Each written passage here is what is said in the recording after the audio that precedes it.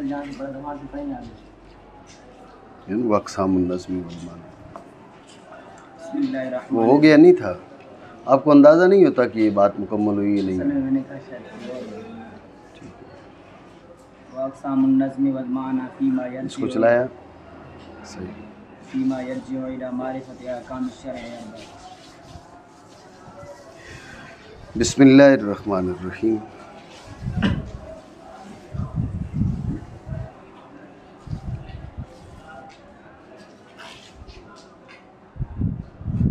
اب پہلے کتاب اللہ کا فرمایا کہ بھئی اس کی تعریف کی، اس کے بعد بتایا کہ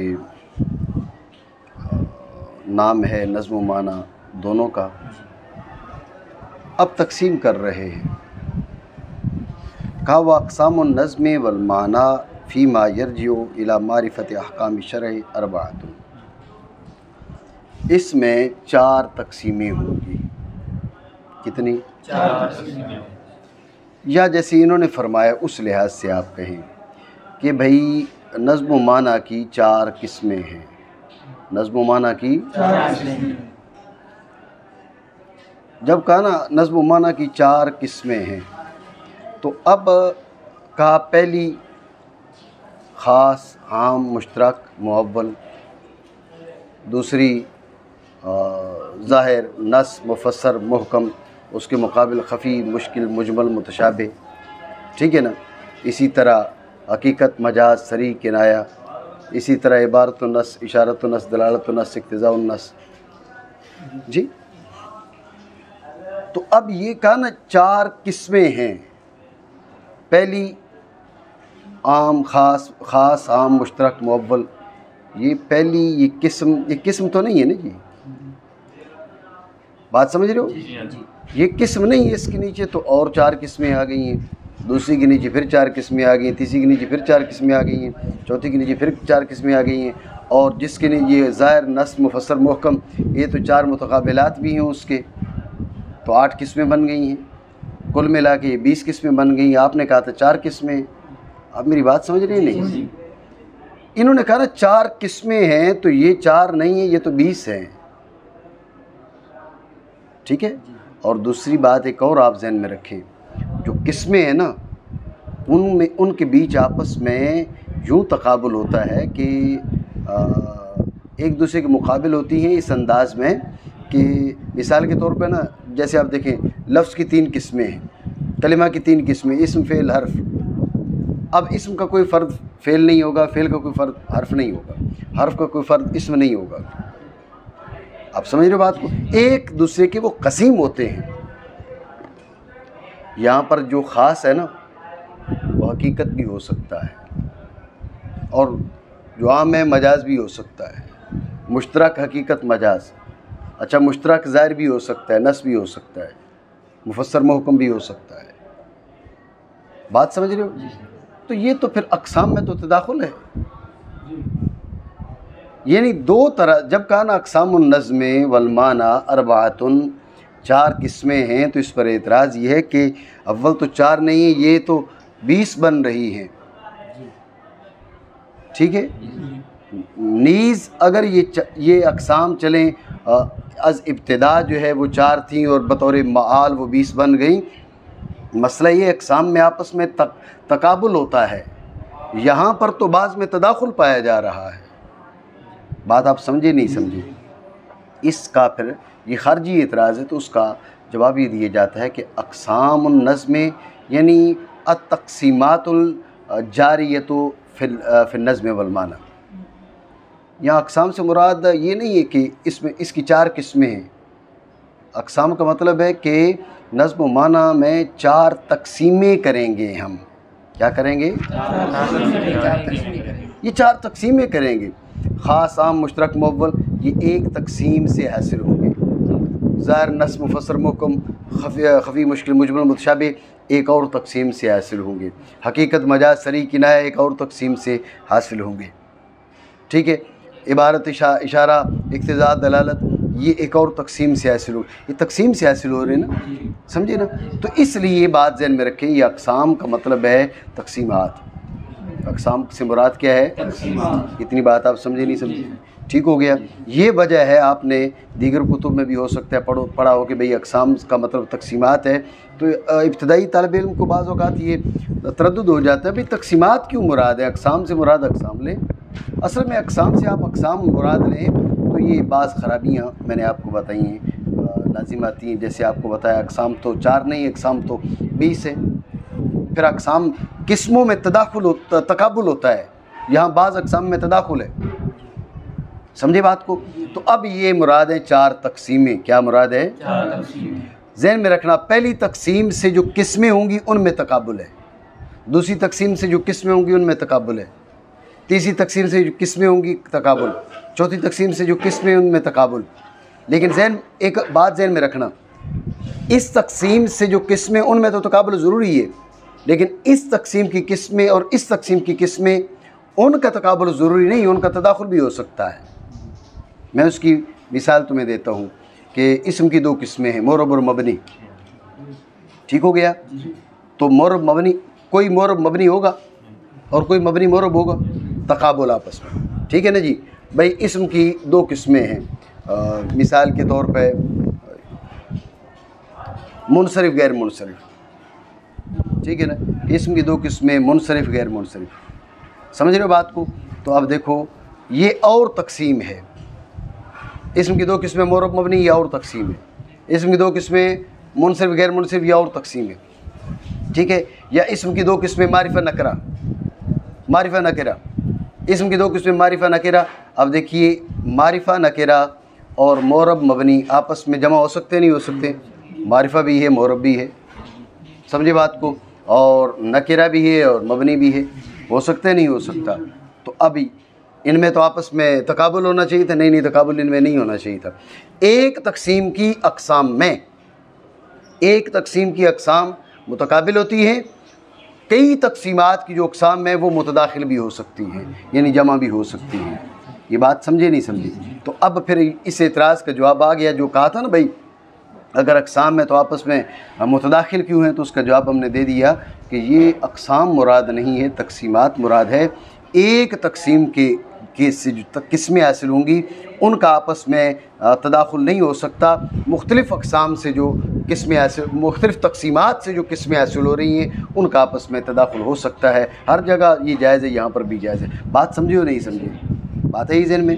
تو اس سے آپ کو اندازہ ہو گیا یہ جو کہا کہ وہ اقسام النظم والمعنی اربعۃ، یہ اصل میں یہ ہے کہ تقسیمات الجاریۃ فی النظم والمعنی اربعۃ، جو تقسیمات ہیں وہ 4 جاری ہوں گی. میری بات سمجھے نہیں سمجھے؟ ٹھیک ہو گیا؟ معنی کریں. نظم و معنی کی تقسیمیں، پھر اب یہ معنی یہ ہوں گے. ٹھیک ہے نا؟ 4 ہیں. اتنی بات آپ سمجھے نہیں سمجھے؟ ٹھیک ہو گیا؟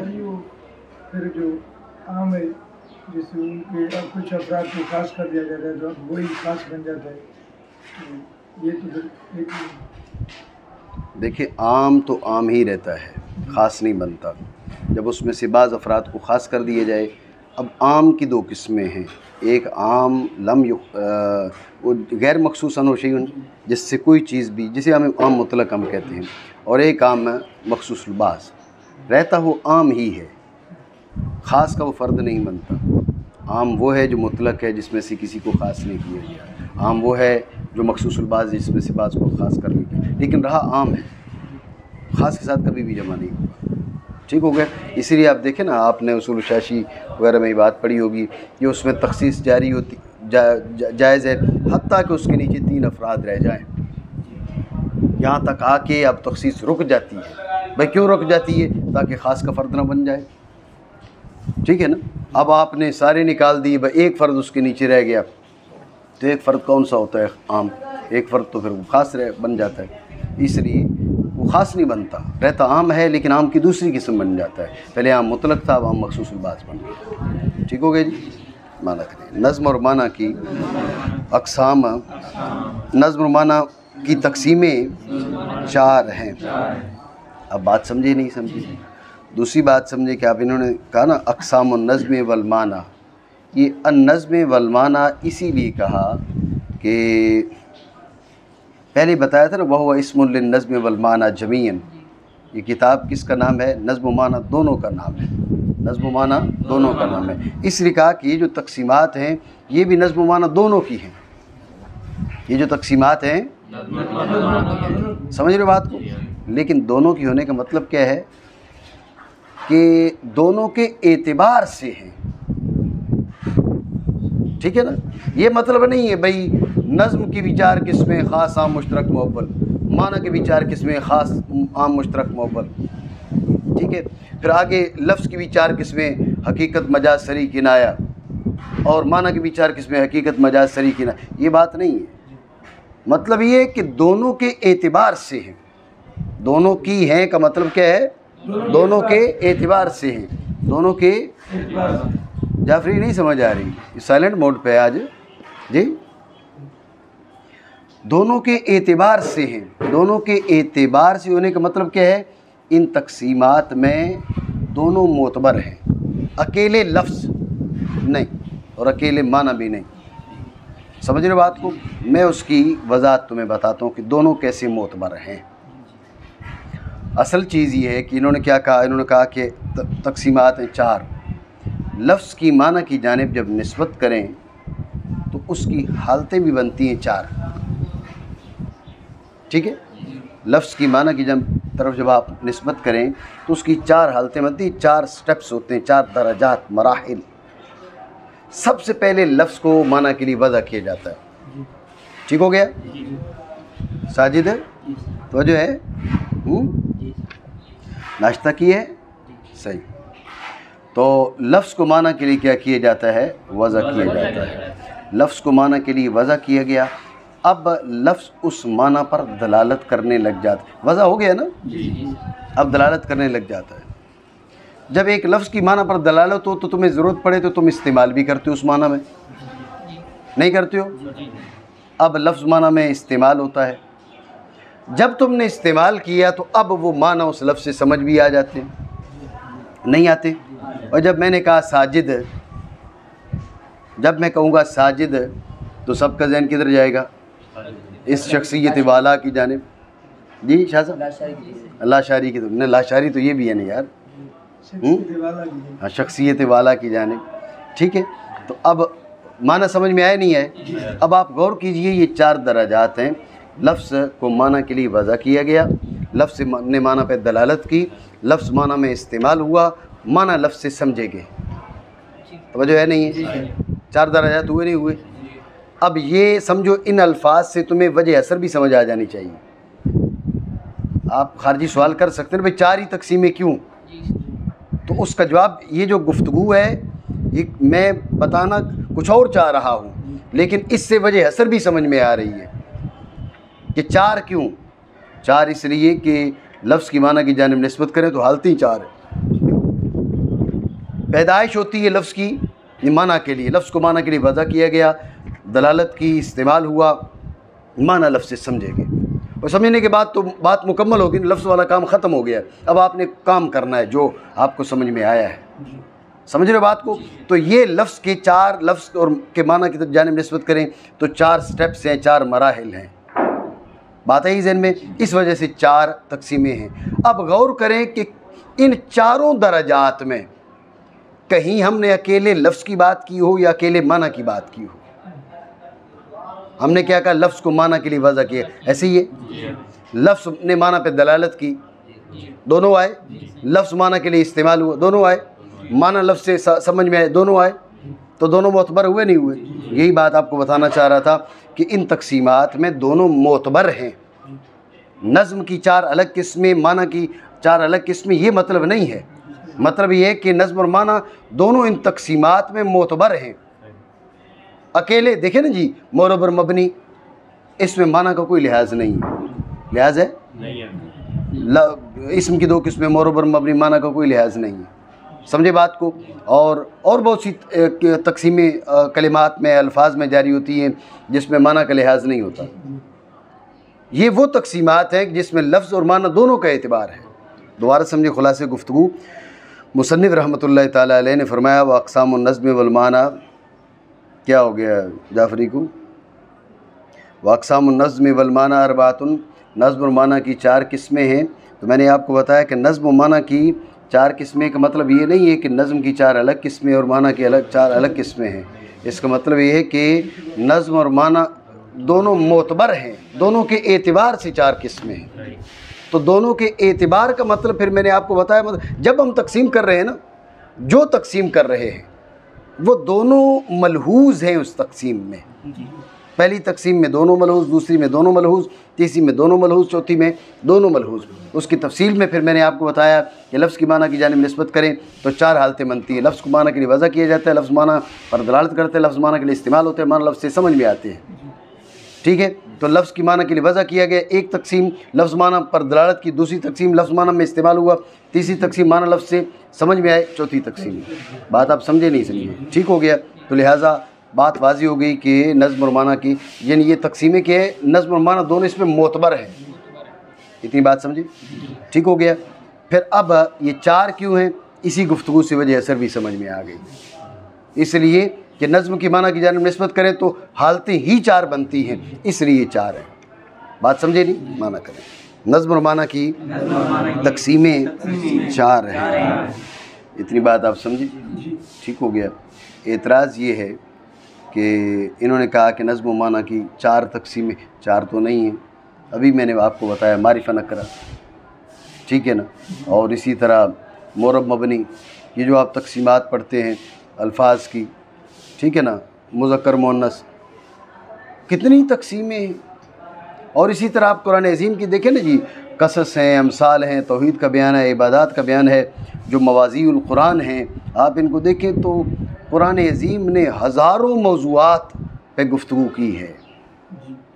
یہ مستقل ایک مطلب خالی موضوعات کو آپ جمع کرنا چاہیں نا قرآن عظیم کے، قرآن عظیم نے کتنے موضوعات پہ گفتگو کی، یہ موضوعات کو جمع کرنا چاہیں تو وہ ہزاروں کی تعداد میں موضوعات ہیں. قرآن عظیم ایک ایسا بحر بے کنار ہے کہ آپ یہ دیکھیں کوئی ایسا دور نہیں آیا جس دور میں قرآن پہ تحقیق نہ ہوئی ہو، اور کوئی ایسا اب تک وہ تحقیق ختم نہیں. یہ تو اعجاز ہے اس کا، قرآن کا تو معجزہ ہے. اس کے عجائب جو ہے وہ ختم ہونے والے نہیں ہیں. اور آپ دیکھیں میں نے ایسا آدمی نہیں دیکھا جو یہ سمجھے کہ بھائی قرآن پورا حاصل کر لیا نا اب ہم نے، اب اس کو پڑھنے میں اکتاہٹ ہوتی ہے، معاذ اللہ من ذالک. ساری باتیں تو وہی ہیں جو ہم نے پڑھی. قرآن عظیم کو پڑھ کے مطلب ہزاروں بار پڑھو، سمجھ کے پڑھو، ہر بار نئے معنی، نئے مطالب، نئے نکات، نئی باتیں قرآن عظیم آپ کو سمجھاتا ہے اور بتاتا ہے. اب اگر کسی کو معنی آتے ہی نہ ہوں پھر یہ اس کا مسئلہ ہے نا، سمجھو بات کو. تو قرآن عظیم پر تحقیقات چل رہی ہیں. آپ دیکھیں 1450 سال ہو گئے چل رہی ہیں. کسی نے یہ دعویٰ نہیں کیا بھئی اب قرآن پاک پر تحقیقات اینڈ پہ پہنچ گئی ہیں، اختتام ہو چکا ہے، یہ نہیں کہا. سمجھ رہے بات کو؟ تو یہ جو دور ہے، اس دور میں سائنس اور ٹیکنالوجی کا دور ہے. اس لحاظ سے آپ قرآن عظیم کو دیکھیں تو قرآن عظیم نے صدیوں پہلے ہمیں بتا دیا ان معاملات کا جو آج ہو رہے ہیں. میں یہ چاہتا ہوں کہ ہمارے مدارس میں اور ہمارے پاس ایسا سسٹم ہونا چاہیے کہ قرآن عظیم، خاص قرآن پاک پر ایک ہمارے ریسرچ سینٹرز قائم ہونے چاہیے، ہمارے مدارس کے اندر بھی قائم ہونے چاہیے. ٹھیک ہے، لیکن اب یہ ہے کہ صرف چاہنے سے ہوتا نہیں ہے، اس کے بہت سے تقاضے ہیں اور اس میں کچھ آپ کو بھی کرنا پڑتا ہے اور کچھ ہم کو بھی کرنا پڑتا ہے. بہرحال اللہ رب العالمین نے جو وہ چاہتا ہے وہ ہو جاتا ہے، اس نے چاہا تو ہو جائے گا. تو بہرحال بات یہ ہے کہ اعتراض یہ ہے کہ آپ نے کیا کہا کہ 4 تقسیمیں، 4 تو نہیں تقسیمیں قرآن عظیم میں، تقسیموں کی بات کریں گے تو لاکھوں تقسیمیں، بلا مبالغہ لاکھوں تقسیمیں ہیں. سمجھے آپ اعتراض؟ تو اس کا جواب دیتے ہوئے مصنف رحمہ اللہ تعالیٰ نے خود فرما دیا کہ فیما یرجع الی معرفت احکام الشرع. یہاں پر جو ہم نے 4 تقسیمیں کہی ہیں نا، یہ 4 تقسیمیں ہیں احکام شرع کی معرفت کے اعتبار سے، جن کو سامنے رکھ کر آپ احکام شرع پہچان سکتے ہیں. یا यूँ कहिए कि जो अहकाम इशारा की मारिफत के लिए ज़रूरी हैं, क्या जो अहकाम इशारा की मारिफत के लिए ज़रूरी हैं वो 4 किस्में हैं, वो 4 तकसीमें हैं। बाकी तकसीमात तो ला तुअद्द वला तुहसा इसमें जारी होती हैं, लेकिन अहकाम इशारा की मारिफत जिन पर मौकूफ़ है वो 4 हैं। ये एतराज़ का जवाब है फ़ीमा यर्जू। बात समझे नहीं? माना करें।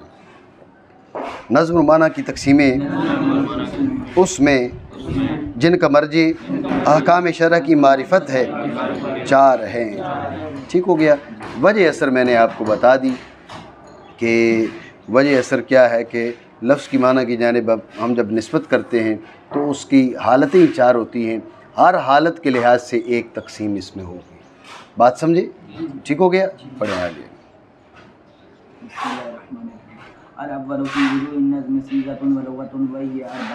ये क्या आपने पढ़ा?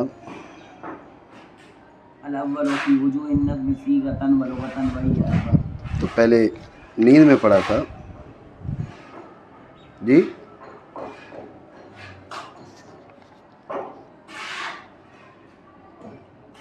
तो आप देखें कि सबसे पहला जो मरहला है वो है कि लफ्ज़ को माना के लिए वज़ा किया जाता है। क्या? लफ्ज़ को माना के लिए वज़ा किया जाता है। इस एतबार से पहले मरहले से शुरू कर रहे हैं। लफ्ज़ को माना के लिए वज़ा किया जाता है, इस लिहाज से जो तकसीम है इससे भी जो किस्में हासिल होंगी वो 4 हासिल होंगी, ख़ास, आम, मुश्तरक। और भी बात है ही ज़हन में। आप ख़ारजी तौर पे सवाल कर सकते हैं कि इस तकसीम को, तो जो मेरी तरफ करो ना भाई, तो इस तकसीम को सबसे पहले क्यों बयान किया, तो उसका जवाब मैंने आपको बता दिया कि ये मरहला ही उला था, ये पहला मरहला था। इसलिए कि लफ्ज़ माना के लिए वज़ा होगा तो माना पे दलालत करेगा, इस्तेमाल होगा और समझ में आएंगे मानो उससे। समझे बात को? तो सबसे पहला मरहला ही क्या है? लफ्ज़ का माना के लिए वज़ा होना। उस एतबार से इसलिए पहली तकसीम की है। बात समझिए, दोबारा समझिए तवज्जो से। ये तकसीमें हैं इसमें 4। तो पहली तकसीम की जानिब अब आते हैं कि पहली जो तकसीम है वो है पहला जो मरहला है वो है लफ्ज़ का माना के लिए वज़ा होना। लफ्ज़ का माना के लिए वज़ा होना।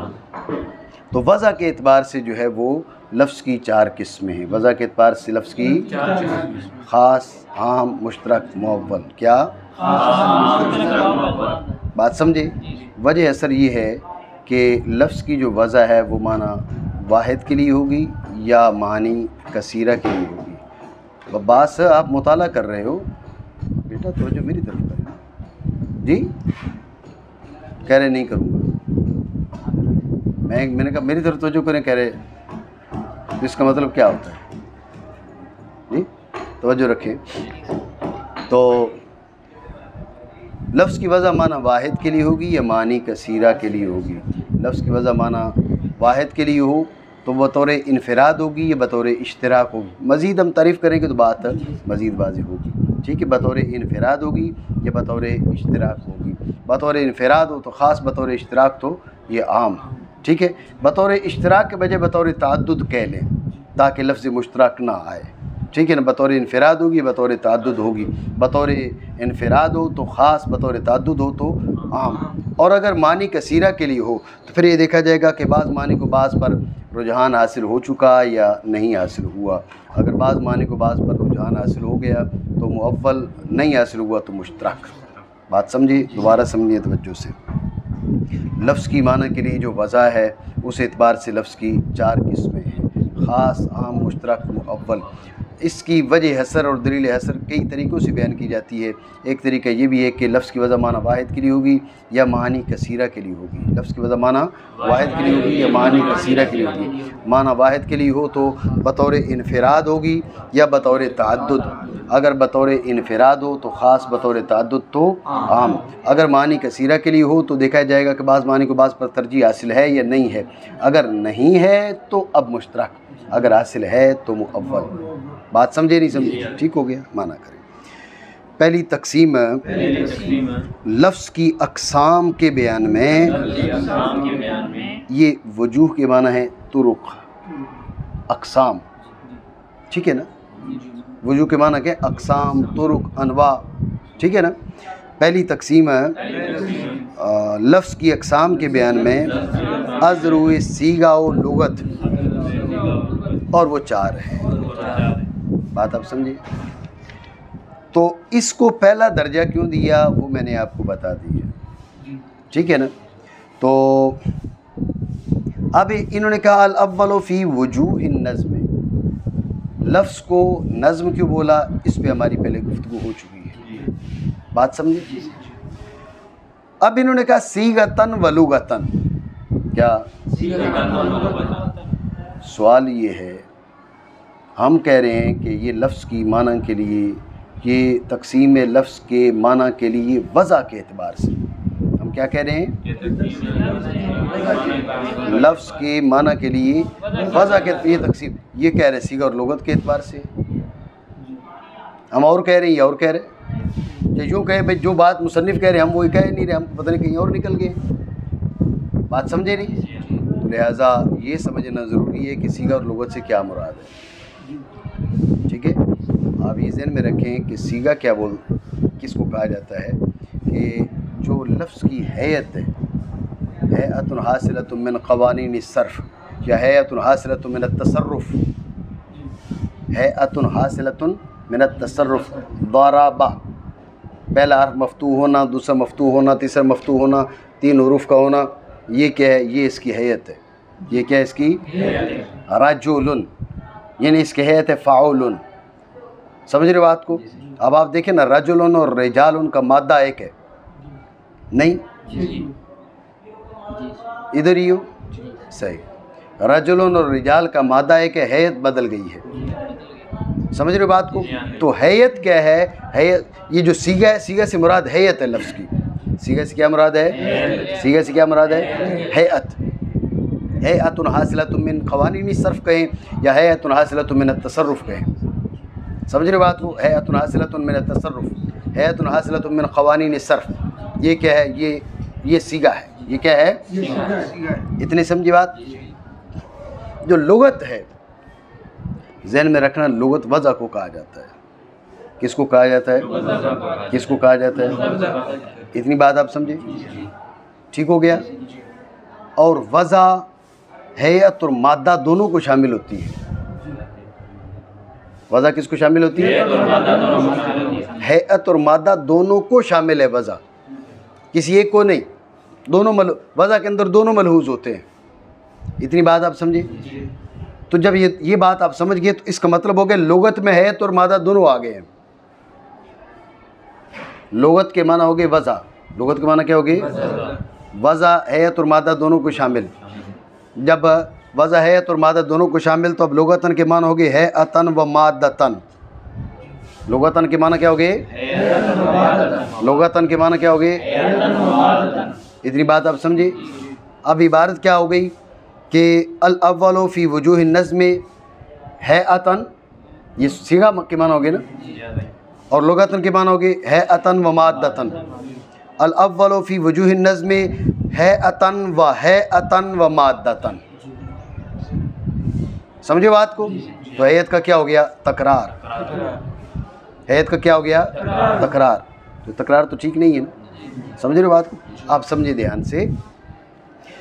تو جب کیا کیا جائے، وہ خاص کا عام سے تقابل ہو یا جمع کا واحد سے تقابل ہو وغیرہ اس قسم کے معاملات میں، تو اب اس سے خاص کا عام سے تقابل ہو تو اب اس عام سے ما سوی الخاص مراد دیا جاتا ہے، سمجھے بات کو؟ جب عام اور خاص ایک دوسرے کے مقابل لائے جائیں تو اب عام سے ما سوی الخاص کا ارادہ کیا جاتا ہے، سمجھے بات کو؟ تنزل الملائکہ والروح، سمجھے بات کو؟ تو اب ملائکہ اور الروح، اب روح بھی تو ملائکہ میں سے ہیں، جناب جبریل امین، تو ملائکہ سے دیگر ملائکہ اور الروح سے سیدنا جبریل امین علیہ السلام، سمجھ رہے بات کو؟ جب یہ بات آپ کے ذہن میں آ گئی تو اب صیغہ سے مراد ہے حیت، لغت سے حیت اور مادہ دونوں چونکہ مراد تھا، لیکن صیغہ کے مقابل لایا جا رہا ہے، جب صیغہ کے مقابل لایا جا رہا ہے تو اب اس سے ما سوی صیغہ مراد ہے، کیا مراد ہے؟ مادہ ہی رہ گیا، سمجھ رہے ہو بات کو؟ کیا رہا؟ مادہ، تو اب صیغتاً سے مراد ہے حیاتاً اور لغتاً سے مراد ہے مادتاً، اتنی بات آپ سمجھے نہیں سمجھے؟ توجہ ہے؟ ٹھیک ہو گیا؟ لیکن اس پر یہ سوال ہوگا، یہ بات میں دوبارہ آپ کو سمجھاتا ہوں پھر آگے چلتے ہیں۔ سوال ہم نے یہ کیا کہ آپ نے کہا پہلی تقسیم ہے وضع کے اعتبار سے، مصنف رحمہ اللہ تعالیٰ نے فرمایا صیغہ اور لغت کے اعتبار سے، آپ کہہ رہے ہیں وضع کے اعتبار سے۔ دونوں باتیں ایک جیسی نہیں، مختلف ہیں، ٹھیک ہے؟ تو اس کا جواب سمجھنے سے پہلے اس کلام کی وضاحت ضروری ہے، سمجھ رہے ہو بات کو؟ تو کلام کی وضاحت یہ ہے کہ صیغہ بولا جاتا ہے ہیئۃ حاصلۃ من التصرف، ہیئۃ حاصلۃ من قوانین الصرف، سمجھ رہے ہو بات کو؟ تو صیغہ ہے اس لفظ کی ہیئت کا نام، لغت کا اطلاق کیا جاتا ہے وضع پر، اور وضع ہیئت اور مادہ دونوں کو شامل ہوتی ہے، تو لہٰذا لغتاً کے معنی ہو گئے ہیئتاً و مادتاً، صیغتاً کا مطلب ہو گیا ہیئتاً، اور لغتاً کا معنی ہو گئے ہیئتاً و مادتاً، اور ضابطہ ہے کہ عام کو جب خاص کے مقابلے میں ذکر کیا جائے تو عام سے ماسب الخاص مراد ہوتا ہے، ٹھیک ہے؟ تو لہٰذا اب جب لغتاً کو صیغہ کے مقابلے میں ذکر کیا گیا تو اب لغت سے کیا مراد ہوگا؟ صرف اور صرف مادہ مراد ہوں گے، صرف اور صرف مادہ مراد ہوں گے۔ تو اب کیا ہوگا کہ الاول فی وجوہ النظم ہیئتاً و مادتاً، اتنی بات آپ سمجھیں؟ توجہ ہے؟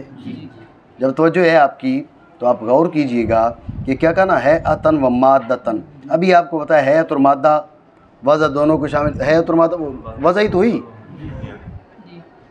ہیئت اور مادہ کیا ہو گئی؟ وضع ہوئی۔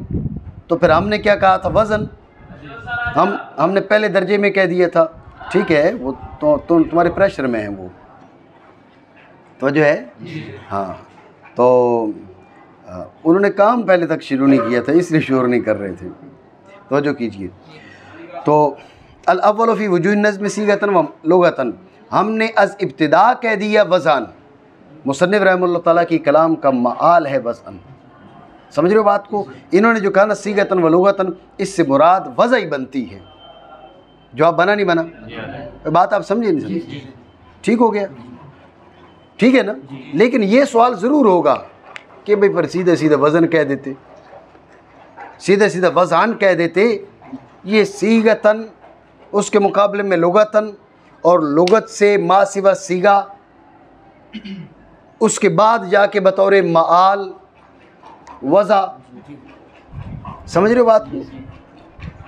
تو اس اتنے لمبے چوڑے جھنجٹ سے بچنے کے لیے سیدھا سیدھا وضعاً کہہ دیتے، جس کا ہم کو پتہ بھی تھا، ہم بھی وضع کی بات تو کر رہے تھے، یہ آسان ہو جاتا، اعتراض بنا نہیں؟ ساجد ہے تو جو نہیں ہے یار تیری جی، تو یہ مختصر بھی دیکھو نا، مختصر بھی تھا، اختصار بھی ہو تو وضعاً کہتے، بات ہے ذہن میں؟ یہ ہے اعتراض۔ تو اس کا جواب یہ ہے کہ اصل میں مصنف رحمہ اللہ تعالیٰ نے اسلوب جو بدلا، ایک اہم نکتہ کی جانب اشارہ کرنے کے لیے، اسلوب جو بدلا وہ اہم نکتہ کی جانب اشارہ کرنے کے لیے، وہ نکتہ کیا ہے؟ وضع ہیئت اور مادہ دونوں کو شامل ہے، بات سمجھے نا؟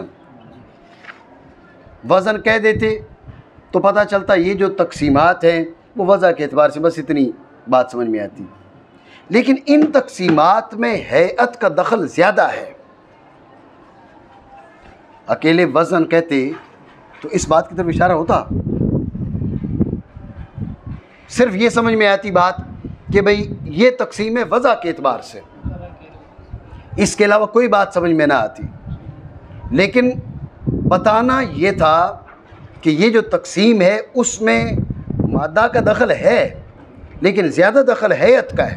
اب دیکھیں نا، رجل اور رجال مادہ ہے کیا نہیں ہے؟ رجل خاص ہے، رجال عام ہے، تو پھر ہیئت کا معاملہ زیادہ ہوا نا؟ بھائی بات سمجھ رہے ہو نہیں؟ تو رجل خاص ہے، رجال عام ہے، حالانکہ دونوں کا مادہ ایک ہے، ہیئت بدلنے سے جو ہے نا معاملہ بدل رہا ہے، تو اس کا مطلب ہے کہ اس تقسیم میں ہیئت تقسیم وضع کے اعتبار سے، لیکن ہیئت کا دخل زیادہ ہے، بات سمجھے؟ اس بات پہ تنبیہ کرنے کے لیے مصنف رحمہ اللہ تعالیٰ نے اسلوب بدلا، وزن کہتے تو اس پہ تنبیہ نہ ہوتی، اسلوب بدلا، اور غور کرو صیغہ سے مراد ہیئت تھی نا، اب اس کو پہلے نکال کر لے آئے، ٹھیک ہے نا؟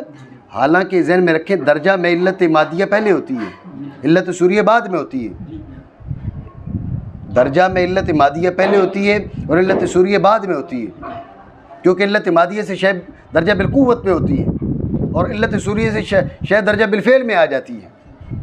لیکن مصنف رحمہ اللہ تعالیٰ نے علت مادیہ کو پہلے بتا دیا، حالانکہ اس کو بعد میں ہونا چاہیے تھا۔ نہیں سمجھ رہے ہو میری بات کو؟ تو یہ پہلے کیوں لے کے آئے؟ اسی بات پہ تنبیہ کرنے کے لیے کہ دیکھو تقسیم ہے وضع کے اعتبار سے، لیکن اس میں بالخصوص جو ملحوظ ہے وہ حیت ملحوظ ہے، مادہ بھی ملحوظ ہے لیکن بالخصوص وہ حیت ملحوظ ہے۔ بات میری سمجھے نہیں؟ ٹھیک ہو گیا؟ تو دیکھو نا، صیغتن کو ایک تو پہلے لے کر آئے، دوسرے لغتن میں بھی صیغتن موجود ہے، ٹھیک ہے نا؟ گویا کہ اب جو ہم نے لغتن سے مراد تو ما سوی الخاص لیا، لیکن اپنی جگہ تو اس کے اندر حیت تھی نا، تو گویا کہ حیت کا 2 بار ذکر کر دیا، سمجھ رہے ہو؟ اور اپنی جگہ پر اس کو حیت کو بعد میں مذکور ہونا چاہیے تھا، کیونکہ ازرو درجہ جو علت سوریہ وہ بعد میں آتی ہے، علت سوریہ بعد میں آتی ہے، انہوں نے اور علت مادیہ پہلے ہوتی ہے، انہوں نے علت سوریہ کو پہلے ذکر کر دیا۔ یہ کئی لحاظ سے اشارہ کر دیا کہ اس تقسیم میں جو ملحوظ قصدی ہے، اس تقسیم میں جو ملحوظ قصدی ہے وہ حیت ہے۔ بات پتہ نہیں سمجھو نہیں سمجھو؟ ٹھیک ہو گیا؟ اعتراض یہ تھا کہ بھئی یہ وزن کہہ دیتے، مختصر بھی ہو جاتا، آسان بھی ہو جاتا، جو ہمیں بات سمجھ میں آتی۔ تو اس کا جواب یہ ہے کہ وزن کے بجائے اسلوب جو بدلا ایک خاص نقطہ کی طرف اشارہ کرنے کے لیے۔ وہ نقطہ کیا ہے؟ وہ نقطہ یہ ہے کہ یہ تقسیم ہے بے طور وضع کے، لیکن وضع لغت اور وضع حیت اور مادہ دونوں کو شامل ہوتی ہے۔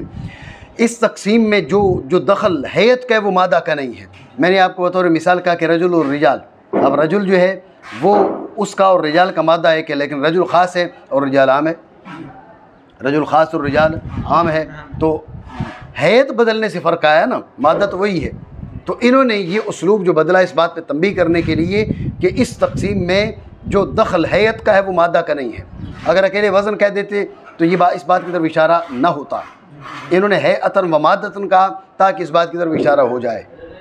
سمجھے بات کو؟ اور اشارہ کیسے ہوا کہ علت مادی، علت سوریہ کا درجہ بعد میں، علت مادیہ کا پہلے، انہوں نے علت سوریہ کو پہلے بیان کر دیا صیغتن، پھر لغتن میں دونوں آ گئی، گویا کہ تکرار سے بھی بیان کر دیا۔ بات میری سمجھے نہیں سمجھے؟ ٹھیک ہو گیا؟ ٹھیک ہے؟ آنا کریں۔ پہلی تقسیم ہے نظم کی انواع میں ازرو وضع کی، مطلب یہی ہوا صیغتن و لغتن کا مطلب کیا ہو گیا؟ ازرو وضع کی، اور وہ 4 ہیں، کافی اتنا۔